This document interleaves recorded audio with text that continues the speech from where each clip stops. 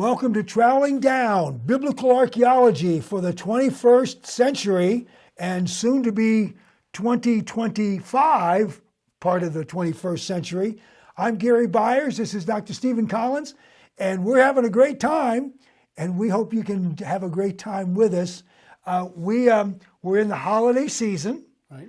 And one of the things that always happens in the holiday season is the magazines come out with biblical stories, and the movies, the biblical movies come out again. Right, greatest story ever told. Yep. Right, always crops up. So what's your favorite for biblical movie that they play at Christmas time? Ten Commandments. And why is that one? I don't know. I've always liked that movie, The Ten Commandments. From the beginning. You know, I think I saw it when it first came out as a kid at a drive-in theater with my parents, and I've always liked that movie. It's a little over dramatic, but hey, you know, it's kind of classic filmmaking, and it was. And I guess it did win a bunch of Oscars. Yeah, didn't it? I think so. And so anyway, that was always a classic to me. Of course, you know, it's not biblical, but you always got to watch The Wizard. The Wizard of Oz always comes out at the same time too. So they go together. You get both of those things, yeah. But anyway, the Ten Commandments is interesting because I would say that in the 21st century, most people's idea of the Exodus from the Bible comes from the movie and not from the Bible. So most people key off the movie. And a lot of people say, well, you know, I don't know about reading the Bible. I'll wait for the movie. Now, I admit that I have said that, not about the Bible, but about a lot of things. It's like, you're right. You know, a lot of novels and a lot of, have you read this? I think I'll wait for the movie. Well, a lot of people waited for the movie on the story of the Exodus, and when the movie came out, the one that most people know, may not have given us exactly the right historical picture. I think that is correct.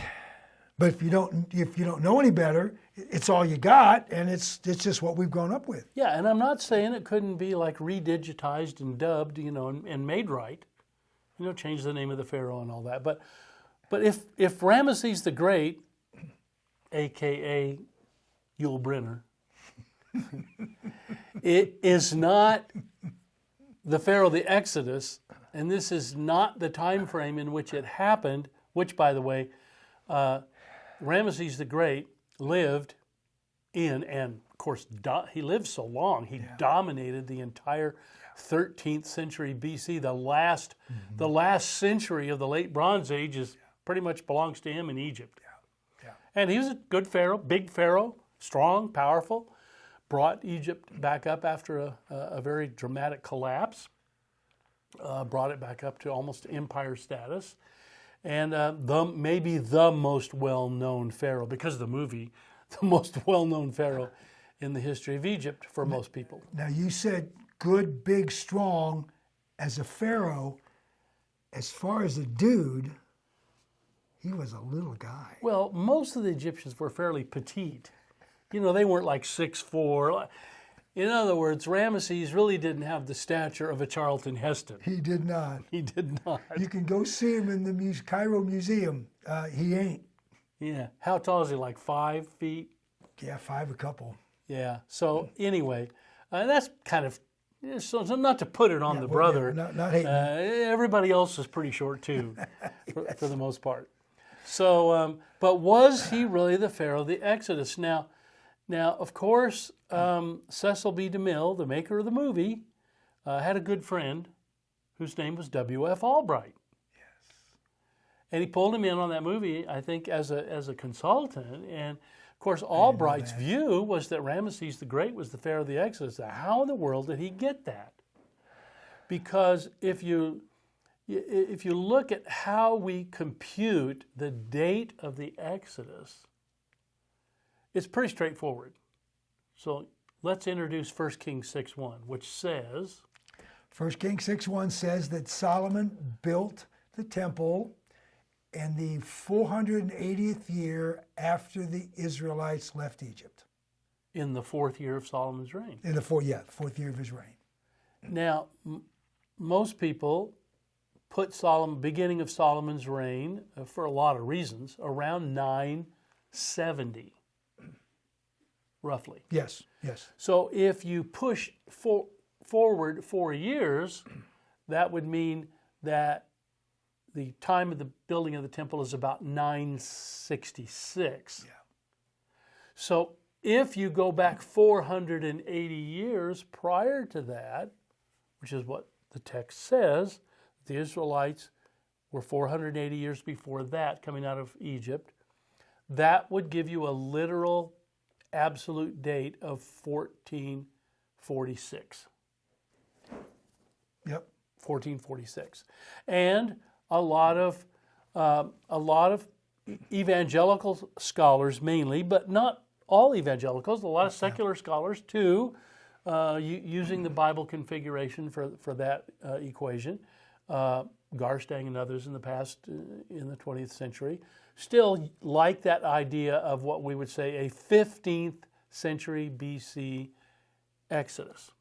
And just to note, an 18th dynasty Exodus. An 18th dynasty Exodus. Of course, Ramesses belonging to the 19th, the next dynasty after the 18th dynasty collapsed.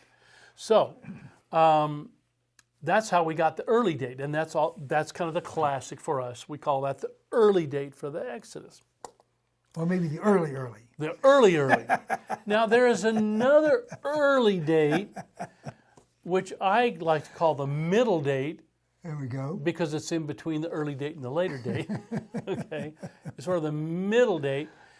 The Septuagint rendering of the number from 1 Kings 6:1 is not 480 years, it's 440 years. Which, if you take the number in the Septuagint as a more accurate reflection of even the Hebrew text as it existed in the translation of that into Greek in the 3rd century BC, which was done by Ptolemy Philadelphus, if I recall correctly. Under him, he didn't actually do it himself. Right, but he hired the Jewish scholars to sit. Tradition was 70 of them, and over 70 days they knocked out the translation into Greek, and the purpose of that was for the great library of Alexandria. And so that particular number for 440 years, if we took that one, it would place the Exodus around 1406. So a little bit later. Now, Albright said, well, wait a minute. 480, what is that? But 12 traditional or honorific generations of 40 years. 40 years in the Bible is very important. Yes. Everything stacks up 40 and 40 and 40. It seems like everybody's reign always kind of pushes to 40, dump 40 on everybody. Even Moses' life itself was 40, 40, and 40. 40 years in Egypt, 40 years out, 40 years back, and 100 come up to 120. But 40 is kind of a magic number for a generation. It's probably a good word, magic number. You don't know what quite to do with it, but it just keeps showing up so frequently that it probably shouldn't be understood as, at least always, literally, every 40 maybe isn't always a 40. Right. Now, the Bible word in the text, the Hebrew text, that's the right word. That's the right word. It would just be our current understanding of that, our 21st century understanding of that, probably ought to be adjusted to a little more of an authentic as opposed to a literal understanding of the use of that term whenever, wherever. Ancient people tended to use numbers not as we do, but for expressing cultural ideas and symbolic ideas many times. So anyway, Albright looked at that. He said, wait a minute, 480, that's 12 times 40. And he concludes, being the great textual and archaeological scholar that he was, the greatest mind of the Ancient Near 20th East. century. He just knew the ancient Near East He inside knew and it. out. He said, this is not 480 literal years. This is just simply a statement about 12 generations. And so he then computed more scientifically that, well, since an actual physical generation is more on the order of 25 years and not 40 years, then that would be 12 generations of about 25, which the actual tally would be around 300 years. And so he goes from 966 BC back about 300 years. And where do you go? Right in the middle of the 13th century and right in the middle of the reign of Ramesses the Great. And voila, we have the movie The Ten Commandments. And so that was the whole story pretty much of the late date for the Exodus, because it seemed to fit that. Now, there is a little statement in the book of Exodus that the Israelites were building the cities of Pithom and Ramesses. Mm-hmm. And of course, he picked up on that and goes, oh, there's the name Ramesses. It must be in the time of Ramses. The problem with that biblically is that if you go back to the Joseph story, it also talks about the land of Ramesses. Yeah. Well, we know that nobody would put Joseph in the time of Ramesses. They'd put him a few hundred years earlier. So just because the word Ramses may appear in the text and probably as a contemporization or a geographical update by later copyists, because ancient people would even forget more ancient names, right? They'd know the ones in their day, but sometimes they wouldn't know the places from a previous time. So the text will be contemporized like that. So so there's no real argument that just comes down hard, say the Ramesses the Great was the Pharaoh of the Exodus, or that the Exodus even occurred in the 13th century BC. Well, what about in the 14th or 15th century BC? Is there anything going on there? Well, that's why I wrote this book. Okay. Let's put it up there real careful so everybody can see it. This advertisement, shameless advertisement for my book, Let My People Go, and the subtitle is Using Historical Synchronisms to Identify the Pharaoh of the Exodus. Now, what I mean by that is that I stopped using just crunching numbers, because a lot of those numbers are symbolic anyway, and so why crunch symbolic numbers if you're trying to get an absolute date? So what I started looking at was, what does the historical sequence of things look like across this frame of time from the 15th century BC down to the 13th century BC? What would we be looking for in order to nail this? And I came up with a question, Gary.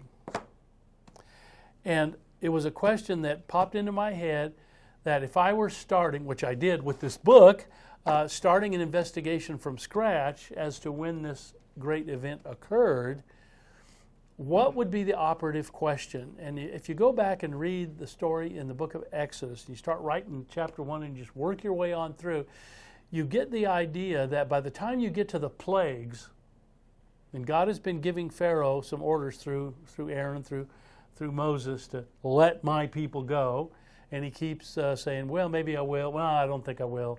And he just keeps being stubborn. And so plagues start coming. Now there are 10 plagues. So all of a sudden Egypt is being rocked, decimated by 10 of the worst kinds of plagues you can imagine. I mean, people are dying by the thousands or tens of thousands or hundreds of thousands. The people are dying left and right. You've got terrible things going on, disease, and all manner of frightful things. And not only that, but if you read on in the story, when the Exodus finally did begin to happen, it says they plundered the Egyptians' wealth in the communities around where the Israelites lived. Those Egyptians were like throwing money at them, gold and silver and textiles, saying, if you'll leave, if you just take these, maybe the plagues will go with you and leave us alone. So they plundered Egypt. They had those 10 plagues. I lump all those 10 plagues together. And of course, Pharaoh's army, as in the movie, but maybe even more of the army than the movie allows, that army went chasing after this massive bunch of Israelites who went out into the desert to make sacrifices to their God because they're afraid they weren't going to come back. Right? So they're going to make sure they came back. We're going to bring them back because that's a huge labor force. Well, look at that. The Egyptians lost a huge amount of labor, not just agricultural labor, but architectural labor and all of that. So they lost that. They lost workforce. And what happened to the army? Chasing after them. They all drowned. They lost a massive quantity of their northern force, and historically we know it as the army of Amun-Ra. And it was decimated. And then, of course, the Pharaoh of the Exodus, I think, in Scripture, dies with his men in the sea.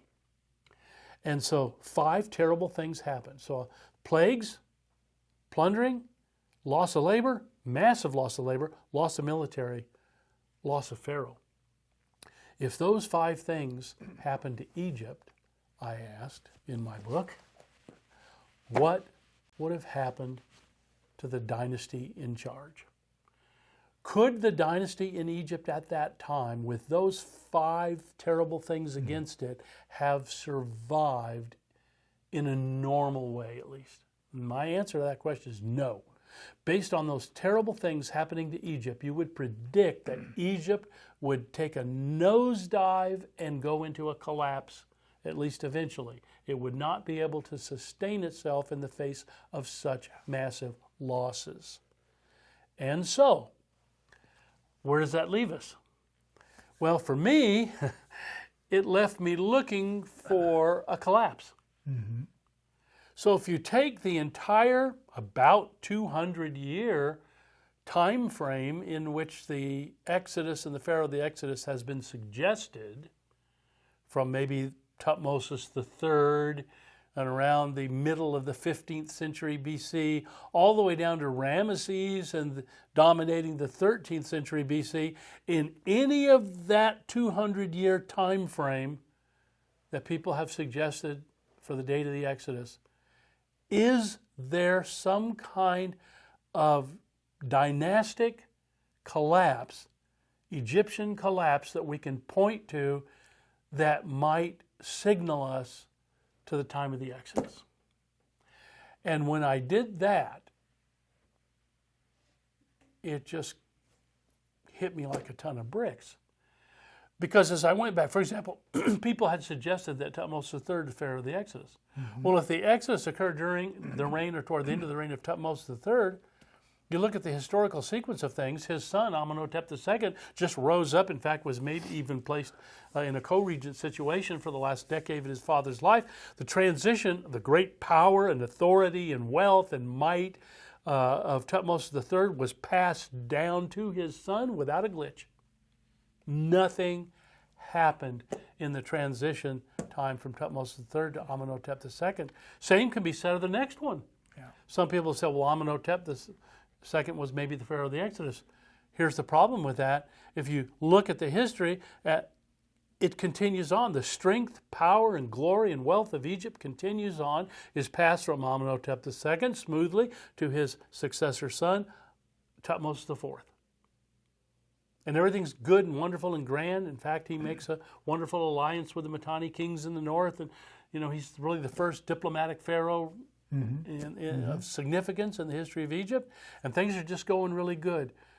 But after the death of Thutmose IV, things aren't so good. We'll come back to that. But even if you jump down to Ramesses the Great, when Ramesses the Great died, or at no time during his reign or toward the end of his reign did Egypt collapse. Right.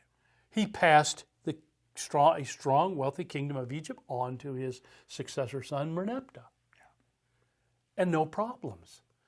So if this Bible story of the Exodus events, these terrible, awful things that happened to Egypt at the time of the Exodus, if they really happened, one would predict that dynasty would suffer, stumble, even go into complete collapse. And as I asked that question, what would happen to Egypt in the face of all these terrible things? Something jumped out at me. The collapse of the 18th dynasty. After the death, or right around the time in the next pharaoh, after the death of Thutmose IV and the reign of Amenhotep III, Egypt began to crumble. The dynasty began to come apart. The historical record even tells us that plagues were still happening for the next generation or two in Egypt, and it even affected the whole of the Near East. They had problems. And by the time you go from Amenhotep II to Amenhotep IV, or Akhenaten, who even changes, dumps the gods of Egypt for some oddball reason and tries to get a god of his own ginned up to maybe fix the situation in Egypt, which it didn't work. But and by the time you get to his son or his successor, King Tut, that we all know, Tutankhamun, when he dies after being the boy king for just a little while, his little wifey, Ankhesenamun, writes a letter to the enemy Hittite king Suppiluliuma and begs for Suppiluliuma to send one of his Hittite prince sons to Egypt so that she can marry him and make him, this Hittite, a pharaoh of Egypt, which would make Egypt in essence, a vassal state of the Hittite Empire. That's crazy, but it happened. Now, it is crazy. The wife of a pharaoh, he dies, and Egypt is in a situation. I mean, there's all kinds of political people there. There's military leaders around. They don't have these problems. They move on to the next guy. Yep. How do you know that the pharaoh's widow contacted Suppiluliuma I to get a son? Well, her letter was in the post office in Hattusas, the Hittite capital. And there's records. There's of records that, of that. Of that letter. There are. I read them. Yeah. There are. It's unbelievable. I never heard that story till you started telling it. And I have to admit, first time you told it, I thought, I need to check on this. Because I had never Always heard that. check what I say. Unbelievable. It's really true. It's really true. And he sent his son. He did send his son. Now, he did get assassinated when he got close to Egypt. He died. We know he died. And the great warrior king Suppiluliuma, his papa, was not happy about that. And he was going to come down on Egypt really hard militarily. The problem was that his troops had contracted the same plagues that Egypt was suffering from. And he couldn't march on Egypt. Yeah. Anyway, the whole situation is terrible. At what period in the 200-year time frame suggested for the Exodus do we have a collapse of the existing dynasty? And really, there's some question, but I think Tut's the last member of the dynasty.